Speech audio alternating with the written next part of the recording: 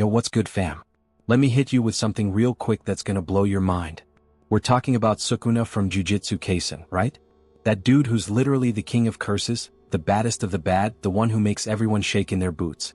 But here's the tea, behind all that destruction, all that chaos, all that I'm gonna wreck everything energy, there's something way darker going on. Like way darker than you think, bro. See, Sukuna gets his kicks from destroying stuff, tearing people apart, watching the world burn. That's his vibe, his whole aesthetic. But check it. What if I told you that all that destruction is actually covering up something? Something empty. Something hollow. Something that's eating him alive from the inside out, no cap. We're diving deep into the psychology of this dude today, and honestly, it's gnarly. We're talking about how Sukuna's emptiness, that void inside him, is so powerful it literally devours everything, including the strongest sorcerers out there. This ain't just about anime anymore, fam. This is about understanding what happens when someone tries to fill an infinite void with finite destruction. So buckle up, cause we're about to get real psychological up in here. Let's go. Yo, before we go any deeper into Sukuna's twisted mind, do me a solid real quick. Smash that subscribe button and drop a like on this video for real for real. Here's why you absolutely cannot miss out on subscribing. We're out here breaking down the psychology behind your favorite anime characters in ways that'll make you see them completely different. Like, you'll never watch Jujutsu Kaisen the same way again after this. I'm not even playing. We're talking about understanding why characters like Sukuna do what they do, what's really going on in their heads, and how it connects to real psychology that affects all of us. Plus, you'll be part of a community that actually gets it, you know? People who want to go deeper than just, oh, cool fight scene. So yeah, hit that subscribe button, leave a like, and let's keep this vibe going. Trust me, you're gonna want to see what else we got cooking. Now let's get back to Sukuna's chaos, shall we? So let's get into the real deal here. Sukuna, the king of curses, right? Dude's been around for like 1,000 years, maybe more. He's seen civilizations rise and fall, he's destroyed countless lives, and he does it all with this twisted smile on his face like he's having the time of his life. But here's where it gets interesting from a psychology standpoint, and this is where we need to talk about what I call the psychological mirror. Stay with me on this one, cause it's about to get deep. See, when you look at Sukuna, what do you see? You see power, dominance, confidence, total control. The dude literally tells people, know your place, and means it with every fiber of his being. He's the apex predator in a world full of predators. But psychology teaches us something crucial. The things people show on the outside are often the exact opposite of what's happening on the inside. It's like a mirror reflection but inverted, you feel me? Sukuna's obsession with destruction isn't random, bro. It's not just, oh, he's evil so he destroys stuff. Nah, it's way more complex than that. In psychology, we talk about something called compensatory behavior. That's when someone does something extreme to make up for something they're lacking internally. Think about it like this. You ever met someone who talks super loud and acts all confident but deep down they're insecure as hell? Same concept, just cranked up to 11 with Sukuna. The dude finds pleasure in destruction because destruction is the only thing that makes him feel something, anything at all. And that right there? That's the red flag, fam. When someone needs increasingly extreme experiences just to feel alive, that's textbook signs of internal emptiness. It's like, imagine you got this massive hole inside you, this void that nothing can fill. So you keep trying bigger and bigger things to fill it, more power, more destruction, more chaos. But here's the catch, it never works. The void just gets bigger. Now let's break down what's really happening in Sukuna's psyche. Dude's been alive for centuries, right? That's a crazy long time to exist. Most people can barely handle 70 or 80 years of life without having some kind of existential crisis. Sukuna's been around for potentially a millennium. Think about what that does to your sense of self, your sense of meaning, your connection to anything real. Everything becomes temporary. Everyone dies. Nothing lasts. After a while, even the most exciting things become boring, meaningless, empty. This is where existential psychology comes in clutch. There's this concept called existential vacuum. It's basically this state where life feels meaningless, where nothing has purpose, where you're just going through the motions. The philosopher Nietzsche talked about this when he said, "He who has a why to live can bear almost any how." Sukuna? Dude's lost his why a long time ago if he ever had one. So what does he do? He creates his own meaning through destruction. He becomes the king of curses not because he wants to rule, but because destruction is the only thing that still registers as real to him. But here's where it gets even more twisted. And this is the part that really shows how deep his void goes. Sukuna doesn't just destroy for the sake of destruction. He does it with style, with artistry almost. He takes pleasure in the craft of it. What? Because on some level he's trying to create meaning where there is none. He's trying to make his existence matter in a world where nothing really matters to him anymore. It's like he's screaming into the void, hoping something screams back. And let's talk about his relationships, or rather, his complete lack of them. Sukuna doesn't form connections. He doesn't have friends, allies, people he cares about. Even Yurom, who's been loyal to him forever, is kept at arm's length. What? Because connection requires vulnerability, and vulnerability requires you to admit that you need something, that you're not complete on your own. Sukuna can't do that. His entire identity is built on being self-sufficient, on needing nothing and no one. But that isolation? That's another symptom of the void, fam. In psychology, we know that humans are social creatures. We need connection to thrive, to feel fulfilled, to have a sense of purpose. When someone cuts themselves off from all meaningful connection like Sukuna does, they're essentially starving themselves emotionally and psychologically. And what happens when you're starving? You become desperate. You start consuming anything and everything just to fill that hunger. For Sukuna, that consumption is literal and metaphorical. He consumes others, their cursed energy, their lives, trying to fill a void that can't be filled. Here's another angle that's super important: Sukuna's relationship with strength. Dude's obsessed with it. He respects strength, he seeks out strong opponents, he gets excited when someone can actually put up a fight. But why? On the surface it seems like he just loves a good battle. But dig deeper and you realize he's searching for something. He's searching for someone or something that can make him feel something real again, something that can penetrate that emptiness inside him. Every strong opponent is a potential key to filling that void, even if just for a moment. But here's the tragic part, and this is where the psychology gets really dark: the void always wins. No matter how strong the opponent, no matter how intense the battle, no matter how much destruction he causes, Sukuna always ends up back in that same empty space. The high of the battle fades, the pleasure of destruction diminishes, and he's left with nothing but that gnawing emptiness again. It's like an addiction cycle, bro. You chase the high, you get it for a moment, but then you crash harder than before, and you need even more next time just to feel something. This is why Sukuna is so dangerous, not just physically but psychologically. His void doesn't just consume him, it threatens to consume everyone and everything around him. He's like a black hole of emptiness, pulling everything into his orbit and destroying it in the process. And the scariest part? He's aware of it on some level. He knows nothing will ever truly satisfy him, nothing will ever fill that void, but he keeps going anyway because what else is there? Stopping would mean confronting the emptiness head-on, and that's scarier than any sorcerer he's ever faced. The psychological mirror here shows us that Sukuna's greatest strength, his absolute power, his fearlessness, his dominance, is actually built on his greatest weakness. The void inside him is what drives him, what fuels his endless quest for destruction and stimulation. But it's also what ensures he'll never truly be satisfied, never truly be complete, never truly be at peace. He's trapped in a cycle of his own making, forever chasing something that doesn't exist, trying to fill a hole that has no bottom. And that, fam, is the real curse of the King of Curses. Not the power he wields, but the emptiness he can never escape. Wild, right? Alright, so now we're getting into the really heavy stuff, fam. We talked about the psychological mirror, how Sukuna's external power masks his internal void. But now we need to talk about what happens when that facade starts cracking, when the weight of that emptiness becomes too much even for the King of Curses himself. This is what I call the internal collapse. And trust me, it's way more devastating than any domain expansion you've seen in the show. Let's start with something crucial that most people miss when they're watching Sukuna wreck everything in his path. There are these little moments, these tiny cracks in his armor where you can see something else going on beneath the surface. Like, remember when he fought Maharaga? Dude was genuinely excited, almost giddy even. But why?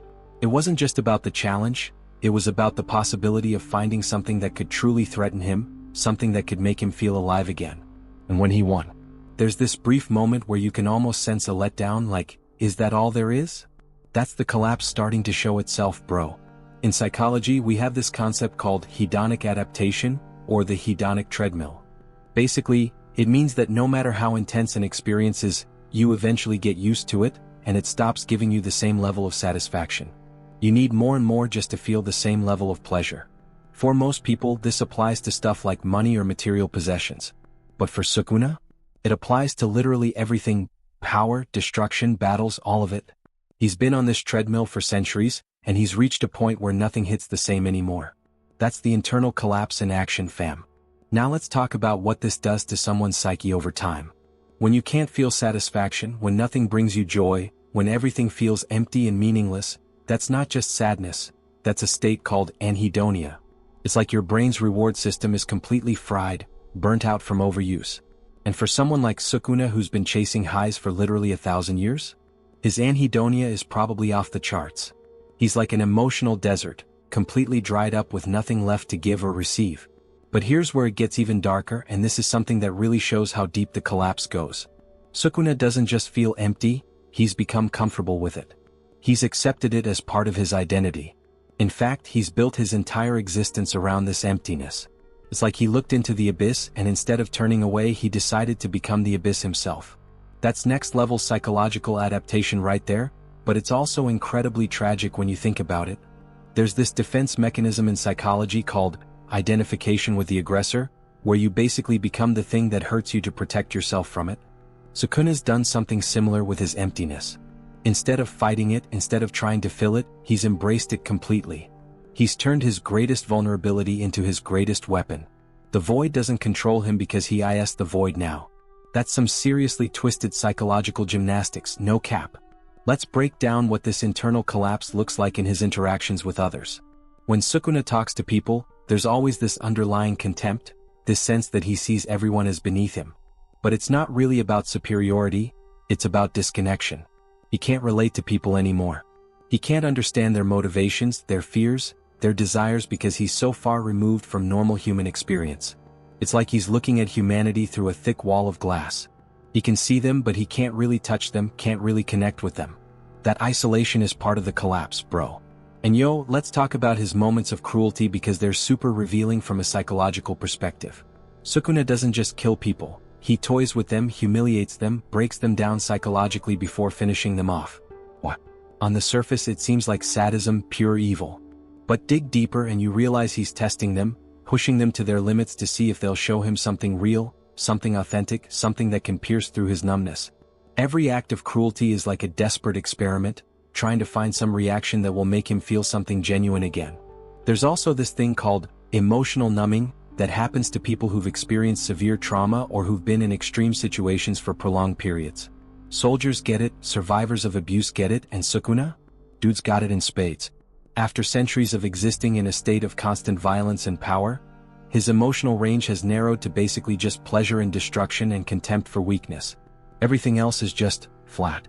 That's the collapse manifesting as emotional atrophy, fam. Now here's something really important to understand about Sukuna's internal state. He's caught in what psychologists call a double bind. That's a situation where you're damned if you do and damned if you don't. For Sukuna, the double bind is this: he needs extreme experiences to feel anything at all, but the more extreme experiences he has, the more numb he becomes, which means he needs even more extreme experiences next time. It's a vicious cycle with no escape route. He's trapped in his own psychology, and there's no way out that doesn't involve confronting the very emptiness he's been running from for centuries. Let's also talk about his relationship with his own power because it's super complicated. On one hand, his power is everything to him. It's his identity, his purpose, his reason for existing.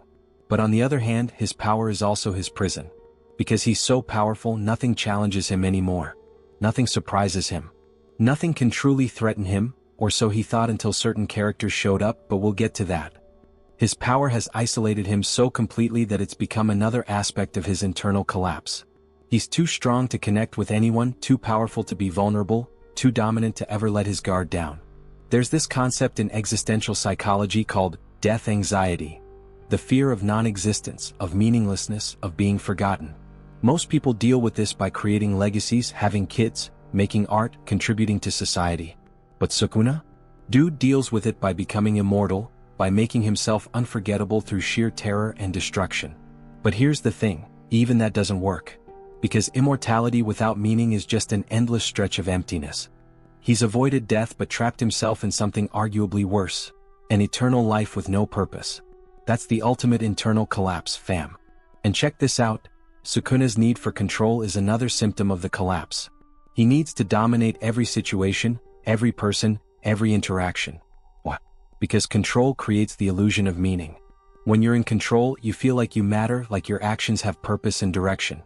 But it's a false sense of meaning, a temporary fix that doesn't address the underlying emptiness. It's like putting a band-aid on a bullet wound. It might look better for a moment, but it's not actually solving anything. Here's another layer to this: Sukuna's relationship with time. For someone who's lived for centuries, time probably doesn't mean the same thing as it does for us. Days blend into weeks, weeks into years, years into decades, until it's all just one long continuous stream of existence with no real markers or meaning. That kind of temporal distortion can seriously mess with your sense of self. Who are you when you have no beginning and seemingly no end? What defines you when you've outlived everything and everyone you've ever known? That temporal collapse is part of his internal breakdown, creating this sense of floating in an endless void with no anchor to reality. Let's also examine his moments of rage because they're super telling. When Sukuna gets angry, it's not hot anger, it's cold, calculated, controlled. That's because his anger isn't really about the situation at hand. It's about frustration with his own internal state. Every time someone defies him, every time something doesn't go according to plan, it reminds him of his lack of control over his own emptiness. He can control the external world completely, but he can't control the void inside him. And that drives him crazy in ways that no opponent ever could. There's also this psychological phenomenon called splitting, where you see things in absolute black and white terms with no gray area. Sukuna does this constantly. You're either strong or weak, worthy or worthless, entertaining or disposable. There's no middle ground, no nuance. This kind of thinking is actually a defense mechanism against the complexity and ambiguity of real emotional life.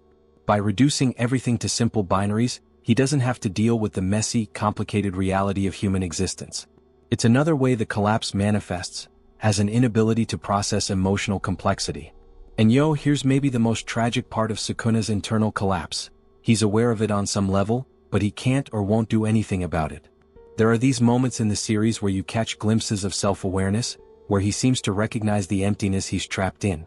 But instead of trying to change, instead of seeking something different, he doubles down. He leans harder into the destruction, the power, the dominance. It's like watching someone drown who refuses to grab the life preserver because they've convinced themselves they don't need saving. That willing participation in his own psychological collapse?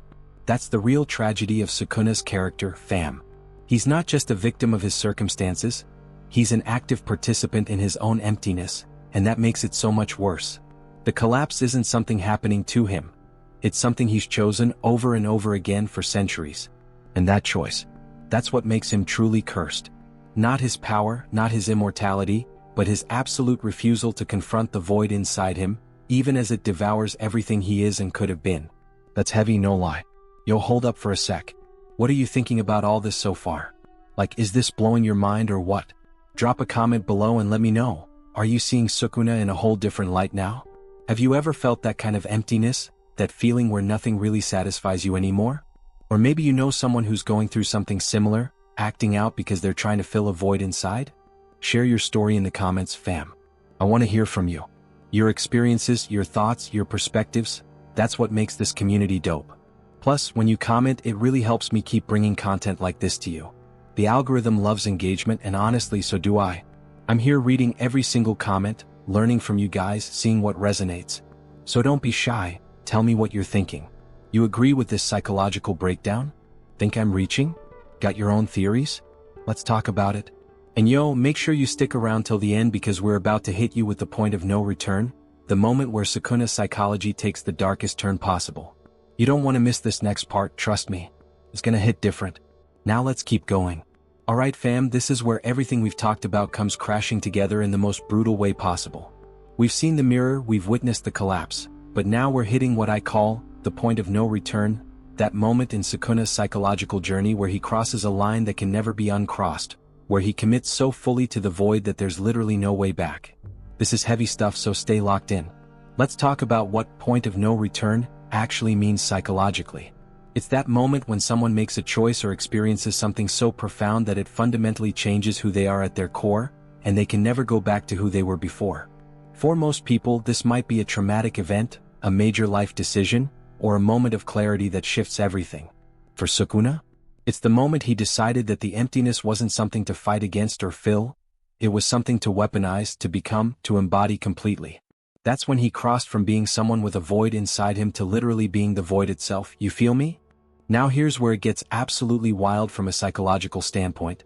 There's this concept in therapy called integration, where you're supposed to integrate all parts of yourself, the good, the bad, the light, the shadow, into one coherent whole. It's about accepting all aspects of who you are and finding balance. Sukuna did the exact opposite. He didn't integrate his emptiness, he let it consume everything else about him. He fed every other part of his personality, every other aspect of his being, to that void until there was nothing left but the hunger itself. That's not integration, bro, that's annihilation of the self. And once you've done that, there's no coming back. Think about it like this. Imagine you're standing at the edge of a cliff and you've got two choices. You can step back to safety or you can jump into the darkness below. Most people, even when they're struggling, even when they're in pain, they step back. They choose survival, they choose hope, they choose the possibility that things might get better. Sukuna? Dude looked at that cliff, looked at the darkness below, and didn't just jump, he dove headfirst with a smile on his face. He chose the void. He chose the emptiness. He chose annihilation. And that choice, that's his point of no return. Let's break down what this looks like in his actions throughout the series. When Sukuna takes over Yuji's body, when he makes deals and manipulates situations, when he casually destroys lives without a second thought, every single one of these actions is him reinforcing his commitment to the void. Every act of destruction is him saying, yes, this is who I am, this is what I choose, there is no other way for me.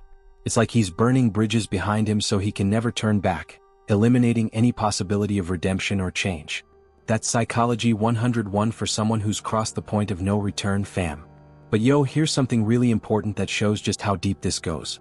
Sukuna doesn't just destroy others, he destroys the very concept of connection, of meaning, of love, of hope, whenever he encounters it. What? Because those things represent the path he didn't take, the choice he rejected, the humanity he abandoned. Every time he sees someone fighting for something they care about, for someone they love, it's a reminder of what he gave up when he chose the void. And he can't have that. He can't tolerate that reminder. So he destroys it with extreme prejudice. It's not just cruelty, it's psychological self-preservation of the worst kind. There's this defense mechanism called reaction formation, where you express the opposite of what you actually feel deep down.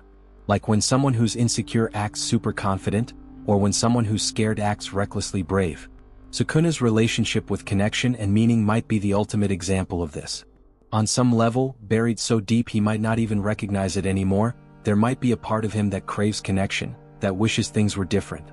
But he's so committed to the void, so far past the point of no return, that he has to destroy any hint of that possibility. He has to prove to himself over and over again that he made the right choice, that the void is all there is, that connection and meaning are illusions for the weak. Now let's talk about his relationship with Yuji specifically because it's super revealing about this point of no return. Yuji represents everything Sukuna rejected: compassion, connection, the will to save people, the belief that life has meaning beyond power and destruction. And how does Sukuna react to being trapped in Yuji's body? With absolute contempt and a burning desire to break him. But here's the psychological twist. Sukuna's obsession with breaking Yuji isn't just about dominance. It's about validation. If he can break someone like Yuji, someone who represents the path he didn't take, then it proves his choice was right. It proves the void is stronger than hope. That's him trying to justify his point of no return, trying to prove he didn't make a mistake when he surrendered himself completely to emptiness. There's also this concept in psychology called sunk cost fallacy, where you continue down a path because you've already invested so much into it, even when it's clearly not working. Sukuna's been on his path for centuries. He's committed countless acts of destruction, burned every bridge, destroyed every possibility of redemption. To turn back now, to admit that maybe there was another way, that would mean confronting the fact that he's wasted centuries, that all that destruction was meaningless, that he chose wrong. That's psychologically unbearable for someone like him. So he doubles down, triples down, quadruples down on his commitment to the void. The more he invests in it, the harder it becomes to ever turn back. That's the trap of the point of no return, bro. And check this out, there's a moment that really crystallizes this idea. When Sukuna fights Gojo, when he's facing someone who might actually be on his level or beyond, you'd think he'd feel something real, something that breaks through the numbness. And maybe he does for a moment. But what's his response? Even more destruction. Even more commitment to the void. Because if he allows himself to feel something real, something genuine, even for a second, it might crack the foundation of everything he's built his existence on. It might make him question whether the point of no return was really the right choice. And he can't have that. So he pushes harder into the emptiness, using the battle as fuel for the void rather than as a way out of it.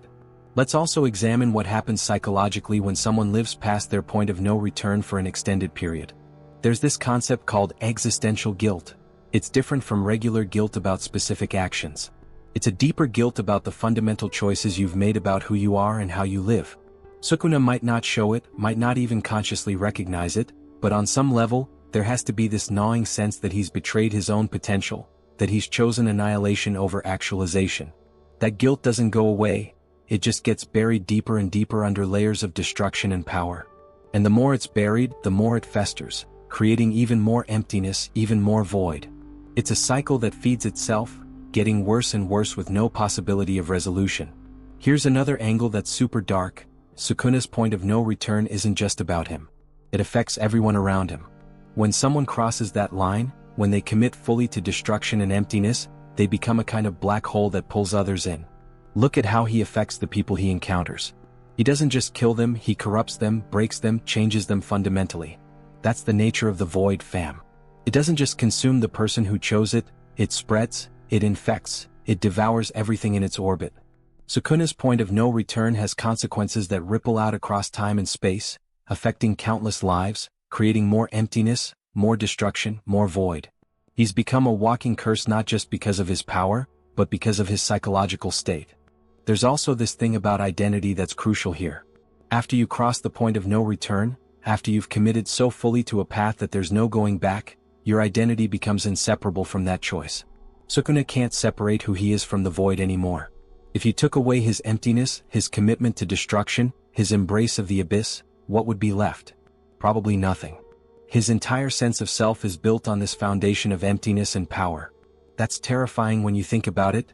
He's not just someone who has a void inside him anymore. Yes, the void. There's no Sukuna separate from the emptiness. They've merged completely. That's the ultimate point of no return, where self and void become indistinguishable. Now here's maybe the most chilling part of this whole psychological analysis. The point of no return isn't usually a single moment. It's a series of choices, each one taking you further down the path until you look back and realize you've gone too far to ever return. For Sukuna, every act of destruction was another step past the point of no return. Every bridge burned, every connection severed, every moment of emptiness embraced, they all added up over centuries until he was so far gone that the concept of redemption became literally impossible. Not because of some external judgment or punishment, but because he's psychologically incapable of it now. He's rewired himself so completely around the void that there's no neural pathway back to humanity, no psychological mechanism for change. He's locked himself in a prison of his own making, and he's thrown away the key. And this connects to something called learned helplessness in psychology, but inverted. Normally, learned helplessness is when you give up trying because you believe nothing you do matters. Sukuna's done something worse. He's achieved learned meaninglessness, where he's not just given up on trying to change things, he's convinced himself that change itself is impossible, that meaning doesn't exist, that the void is all there is and all there ever will be. That's not helplessness. That's active participation in your own psychological death. And once you reach that state, once you've convinced yourself so thoroughly that emptiness is the only truth, there really is no coming back from that. The point of no return also manifests in how Sukuna views time. He's not working toward anything, not building toward any future, not hoping for any change. He exists in an eternal present of destruction and emptiness, with no past that matters and no future that holds possibility. That's psychological stagnation at its most extreme. Most people live with the belief that tomorrow might be better, that change is possible, that growth can happen. Sukuna's crossed the point where he believes any of that. For him, tomorrow will be exactly like today, which was exactly like yesterday, which was exactly like 1,000 years ago. That kind of temporal hopelessness is its own special kind of hell, no cap. Here's the final twist that makes this whole point of no return thing so tragic. On some level, Sukuna might have started out as someone different. Maybe centuries ago, before he became the king of curses, there was a person with dreams, fears, hopes, vulnerabilities. But that person is gone now, consumed completely by the void. The point of no return killed that original person and left only the emptiness wearing his face.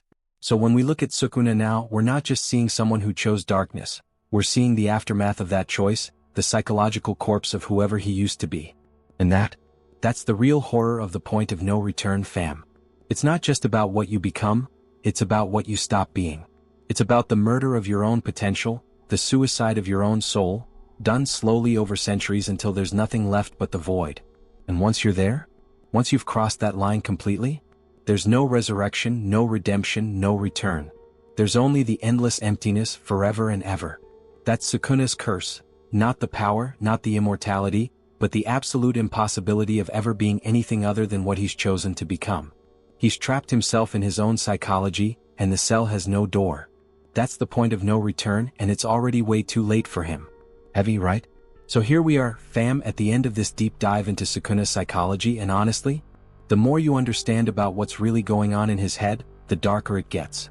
We've peeled back all the layers, the mirror, the collapse, the point of no return, and what we're left with is something that psychology calls the wound that never heals, the scar that defines everything that comes after it. And that's what we need to talk about now, because this is where Sukuna's story becomes less about him and more about what he represents for all of us. See, here's the thing about psychological scars, they're not like physical scars that fade over time. Psychological scars can actually get worse if they're not addressed, if they're not healed properly. They shape how you see the world, how you interact with people, how you understand yourself. And Sukuna? Dude's got a scar so deep, so fundamental to who he is, that it's become his entire personality. The scar isn't something he has anymore, it's something he is. That's the ultimate tragedy we're dealing with here, no cap. Let's break down what this scar actually looks like in practical terms. Every interaction Sukuna has, every decision he makes, every moment of his existence is filtered through this fundamental wound of emptiness. It's like he's wearing glasses that make him see the world as meaningless, connection as weakness, and destruction as the only truth. Those glasses? They're welded to his face now. He can't take them off even if he wanted to. The scar has become his lens for understanding reality itself. That's how deep psychological wounds work. They don't just hurt you, they change how you perceive everything, bro. Now here's where it gets really interesting from a metapsychological perspective. Sukuna's scar doesn't just affect him, it's contagious. When he interacts with people, when he destroys them or breaks them or even just talks to them, he's spreading his worldview, his emptiness, his void. It's like a psychological virus that infects everyone in his orbit. Look at what happens to people who encounter him. They're changed, traumatized, broken in ways that might never fully heal. That's the nature of deep psychological scars. They create more scars in others. It's a cycle of pain perpetuating itself across time and space. There's this concept in trauma psychology called repetition compulsion, where people unconsciously recreate their trauma over and over again, trying to master it, trying to make sense of it, trying to achieve a different outcome. Sukuna does this on a cosmic scale. Every act of destruction is him recreating the moment of his original wounding, that moment when he first encountered the void and chose to embrace it. He's trying to prove to himself over and over that his choice was right, that the emptiness is all there is, that meaning and connection are illusions. But here's the tragic part: no amount of repetition will ever heal that original wound. He's stuck in an eternal loop, recreating his trauma forever without ever resolving it. And let's talk about what this means for the people fighting against Sukuna, because this is where the psychology gets really deep. When you're fighting someone like him, you're not just fighting his power or his techniques, you're fighting his worldview, his psychology, his fundamental belief that emptiness is the ultimate truth. Every time someone stands up to him with hope, with determination, with belief in something greater than power, they're challenging not just his strength but his entire psychological framework. That's why he finds strong opponents interesting. They're offering him an alternative to his scar, a possibility that maybe the wound doesn't have to define everything. But he's so far gone that he can only respond by trying to prove them wrong through destruction. Here's another layer to this scar that most people miss. In psychology, we talk about secondary gains, the benefits you get from your dysfunction that make it hard to change. For Sukuna, his scar, his emptiness, his void, they give him power. They free him from fear, from hesitation, from moral constraints. They make him the king of curses. So even if some tiny part of him wanted to heal, even if there was a possibility of addressing the wound, why would he? The scar gives him everything he thinks he wants. That's the insidious nature of psychological wounds that provide secondary gains. They trap you by making you think you need them, that they're helping you, when really they're just perpetuating your suffering in a different form. Let's also examine the concept of psychic numbing in relation to Sukuna's scar. When you're exposed to extreme trauma or emptiness for long enough, your psyche protects itself by numbing out, by stopping you from feeling things as intensely. Sukuna's been numb for so long that he's forgotten what it's like to feel real emotions. The scar has numbed him to everything except the most extreme sensations, destruction, power, dominance. Everything else is just static, just noise. And the scariest part? He doesn't even recognize that as a problem anymore. The numbing has become so complete that he thinks it's normal, thinks it's enlightenment, thinks it's the truth about reality. That's how deep psychological scars work. They convince you that the dysfunction is actually functionality, that the wound is actually wisdom. Now check this out. There's this concept called intergenerational trauma, where psychological wounds get passed down through generations, affecting people who weren't even present for the original trauma. Sukuna's doing something similar but across time rather than through family lines. The scar he carries, the emptiness he embodies, it's creating trauma in the present that will echo into the future. Everyone he affects, everyone he breaks, everyone who witnesses his destruction, they're carrying a piece of his psychological wound forward. It's like he's scarring reality itself, leaving marks that will persist long after he's gone. That's the horrifying power of deep psychological wounds, fam. They don't stay contained to one person. They spread, they multiply, they create more wounds in others. Here's something that's super important to understand about scars that don't close. They're always vulnerable. Always. No matter how much Sukuna pretends he's invincible, no matter how much power he accumulates, that fundamental wound is still there, still raw, still capable of being touched. And when someone or something manages to reach that scar, to touch that wound, his reaction is immediate and extreme. That's why he's so dangerous. Not just because he's powerful, but because he's a wounded animal lashing out from a place of deep psychological pain. Every act of destruction is ultimately defensive, protecting that core wound from being exposed, from being felt, from being acknowledged. There's also this thing called existential isolation that connects to Sukuna's scar. It's the recognition that fundamentally, each person is alone in their experience of existence. Most people deal with this by creating connections, by finding meaning in relationships, by building bridges across that isolation. Sukuna's dealt with it by embracing the isolation completely, by turning it into his identity. His scar is partially this recognition of ultimate aloneness, and instead of fighting it, he's made it his kingdom. He's the king of isolation, the ruler of the void between people. But that doesn't make the wound hurt any less. It just means he's built his entire palace on top of it, and if the wound ever healed, the whole structure would collapse. Now let's talk about what psychologists call defensive grandiosity, because this is key to understanding Sukuna's scar. When someone has a deep wound of emptiness or unworthiness, sometimes they cope by creating an inflated sense of self, becoming grandiose, positioning themselves as superior to everyone else. Sukuna's King of Curses identity? That might be the ultimate defensive grandiosity, a psychological defense so extreme it's lasted centuries. By making himself the ultimate power, the supreme being, he never has to confront the emptiness underneath. The grandiosity is armor protecting the wound, and the thicker the armor, the deeper the wound it's protecting. That's Psychology 101, bro. Here's where it gets even more complex. There's a concept called negative identity formation, where someone builds their identity around what they're not rather than what they are. Sukuna's done this completely. He's defined himself by his rejection of humanity, connection, meaning, compassion. His entire identity is negative space, built around absence rather than presence. And that's the scar manifesting as identity itself. He's not just someone who has a wound, the wound has become the person. There's no Sukuna separate from the scar anymore. The injury and the individual have merged completely into one entity of pain and emptiness masquerading as power. And let's talk about the concept of splitting again, but on a deeper level. Sukuna has split off and rejected every part of himself that could heal, that could feel, that could connect. Those parts still exist somewhere in his psyche, but they're buried so deep under centuries of reinforcement that they might as well not exist. The scar has essentially performed a psychological amputation, cutting away everything that wasn't emptiness and power. What's left is a fragment of a person, a psychological remnant that thinks it's whole.